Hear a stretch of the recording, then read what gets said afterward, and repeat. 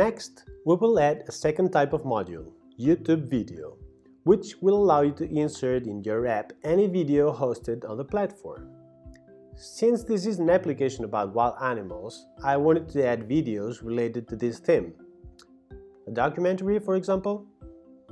The first thing you'll do is go back to the modules window. If you were not there, click on Add Module. Once here, type YouTube in the search engine and choose the one that interests you the most. In this case, I choose this one. Click on Use and, once redirected to the modules window, click on Edit.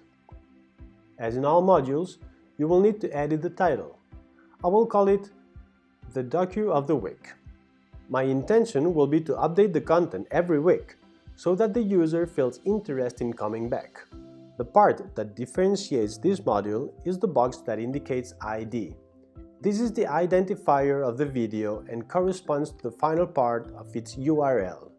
To add a video hosted on YouTube, go to the web in our browser, look for the one you want to insert and look here in the URL.